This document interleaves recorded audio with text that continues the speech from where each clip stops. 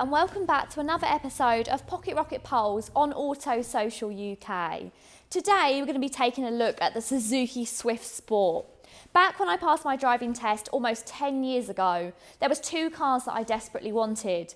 One was the Volkswagen Lupo and the second was the Suzuki Swift. So they seriously hold some sentiment in my heart. If you haven't watched Pocket Rockets before, I basically take quick little hot hatches from all different brands and pin them against each other, judging them for performance, for practicality, and even for value for money. So if that sounds good, then please make sure you hit the subscribe button and join me on this journey. Okay, let's get into it. The Suzuki Swift Sport is styled exactly how I like my pocket rockets. It almost looks modified even though it's not. This generation of car ran from 2012 till 2017. And actually, over on my Instagram, I put a picture of this car and a picture of the brand new Suzuki Swift Sport and asked people which one they preferred. Surprisingly, it was a 50-50 split. I thought this car was going to take the landslide victory. I just think it's styled so good for a fast car. It's got a wider body kit, it looks low to the ground, it looks quite aggressive. The new one is almost slightly fluffy. Let me know what you think in the comments below. Over the standard car, this one got some dark grey parts around the front grille and also the fog lights. It got a racier, wider body kit, some 17-inch alloy wheels, and also some rear tinted windows. Around the back is probably where the styling is going to split opinions, because the Suzuki Swift has that wide back end that is almost a little similar to the Renault Megane, but I absolutely love it. The Swift Sport got a rear spoiler, and it also again has the darker grey detailing on the back bumper and a set of twin tailpipes. To be honest, I know that styling is subjective, but I absolutely love the styling of this Swift Sport, and I'll have to give it an 8 out of 10. Interior quality and specification is a bit of a mixed bag for me. When this car came out in 2012, it really would have been ahead of its game, packed full of technology. However, coming towards the end of its life in 2017, it did then start to feel a little dated and lacked in some of the technology that newer cars got. Everything feels really good quality and well stuck together. There's no kind of any cheap, hard, shiny plastics. However, these bolstered seats, though they're quite nice, they do feel a little bit cheap in the cloth. You get a great specification, including keyless entry and start, which was quite rare in a car of this class. I've got cruise control, automatic lights, heated folding door mirrors, and I've even got headlamp washers. Another nice piece of standard technology is the automatic digital climate control, which is really nice to see. However, here's where I'm slightly let down by the Suzuki Swift Sport. Now, this centre touchscreen was probably at the peak of technology in 2012. However, towards the end of its life, it does start to feel a little bit dated. It's slightly fiddly to use. With the radio, the DAB is in a bit of a weird position. However, it does have satellite navigation as standard, and it's okay, but it's lacking anything like Apple CarPlay or Android Auto. And I just feel like this screen lets down the car slightly. I do really want to love the interior of this car as much as I love the exterior. However, that dull dated screen and these slightly cheaper feeling cloth seats do let it down very slightly. However, everything does feel really nice quality, and you've actually got tons of standard equipment. So for those reasons, I'll have to give it a 6 out of 10. Space in the rear is actually more than adequate. I've got plenty of headspace and quite a lot of knee space as well. However, because of the rear tinted windows, it can feel a little bit claustrophobic back here. And you do have to watch the door, because I did smack my head as I was getting in. Oh, I was literally just about to say, mind your head, you're getting in. Oh, I just smacked my head. Whew. I believe that it was from around 2015 that you could purchase the Suzuki Swift in a 5-door, and that of course makes it so much more practical. However, boot space remains reasonably small, with just 211 litres. What also doesn't aid practicality in the boot is that there's quite a high load lip, so hoiking out heavy objects in and out of the boot can be a little bit difficult. Space in the back might be good, but practicality in the boot isn't great, and for that reason I'll have to score it a 6 out of 10. The Swift Sport looks like it should sound great, but we all know that isn't always the case on Pocket Rocket poles. But let's give it a go and see what we think.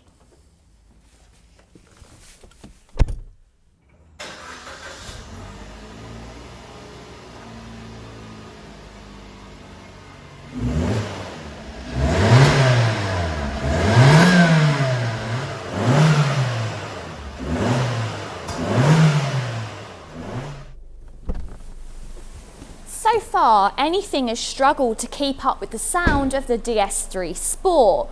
The Suzuki Swift Sport isn't quite as bad sounding as perhaps the Polo GT, however it's still not great and I'll have to give it a 4 out of 10.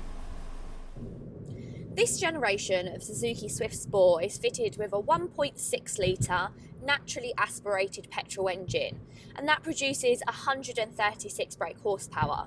Now you might be thinking 136 brake horsepower is a reasonably lower amount than the rest of the cars we've had on Pocket Rockets so far. They've all been around 150 brake horsepower. However, the Suzuki Swift Sport is very light, coming in at only 1,046 kilograms, which is actually 100 kilograms lighter than something like a Mini Cooper. And that means that the Suzuki Swift Sport sprints from 0 to 62 in a respectable 8.7 seconds. It is the slowest car in Pocket Rockets so far, however by only a very point of a second. And the Suzuki Swift's engine is so engaging and lively that you're not going to notice those points of a second. The Suzuki Swift Sport really just comes into its own around town. This is really what this car was designed for. It might be slow at low speeds, but as soon as you hit that 4,000 RPM, it really does have a kind of fruitful note about it. And it does push you to push the car harder and kind of hit those limits when you can. But when you're not hitting those limits, actually it's reasonably economical. Now don't get me wrong, the CO2 output, not so great, but we have learned that Suzuki aren't very good at doing that. But actually, if you're careful with this car, you can get up to 45 miles per gallon, which is pretty good for a car which is this much fun. The gears feel sharp and snappy, and there's 6 of them as well, which is definitely a benefit. You do have some kind of suggestions of what gear you should be in on the dash, but I think that it kind of wants you to be in 6th almost all the time. So you're definitely going to want to ignore these and push it through at your own limits. Now, I'm one for an automatic gearbox, but I just can't imagine this car having one. It's a lot more enjoyable in a manual. The performance figures of the Suzuki Swift Sport might look the most uninteresting in this class, but actually once you get out in this car, you don't really miss that kind of power that perhaps something like the Polo GT or the Adam S had. It doesn't feel like it's lacking anything at all. In fact, it's really enjoyable. And that slightly more fruity exhaust note definitely gives you a feeling of you're going a little bit faster than perhaps you actually are. And for that reason, I can't really score this car too high for performance and 0 to 62 because it is the slowest, but it definitely doesn't feel slow, and I'm going to give it a 5 out of 10. The suspension setup on the Suzuki Swift Sport is stiffer than you'll find in the normal car, and the steering is also more precise, and that means that Suzuki have almost completely eliminated body roll.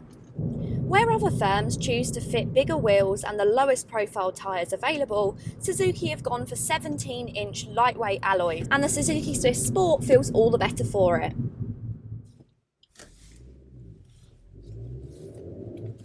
Handling is definitely a strong point of the Suzuki Swift Sport. It really does come alive when you throw it into corners.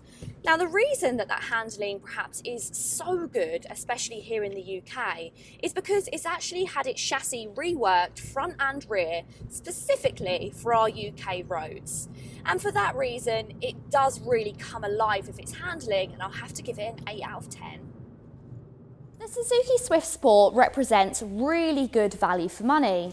Ours is listed at £8,000, but it has got super low mileage, and you can pick them up slightly cheaper than that. In fact, the value is on par with something like an Abarth 595. However, there's absolutely hundreds of those for sale, and only 25 Suzuki Swift Sports for sale. If you needed more power, then you'd need to go for something like the Mini Cooper S, but that's going to cost you £1,000 to £2,000 more than this. Overall, the Swift Sport is really good value for money, and I think it's even going to be a future classic, so I'll give it an 8 out of 10.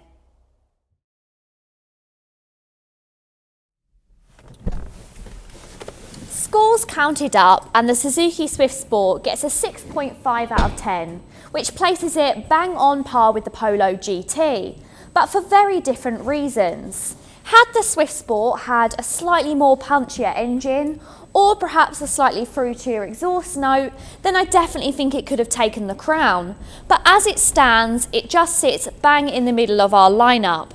Let me know, do you agree with my scores, or would you have scored it slightly differently? If you've enjoyed this video, please don't forget to give it a massive thumbs up. And if you want to see more videos like this, then hit the subscribe button. If you're interested in the Suzuki Swift Sport that we've featured in today's video, then click the link in the description box where it's on sale at Quest Motor Group and has under 30,000 miles. Thanks so much for watching, guys, and until next time, bye!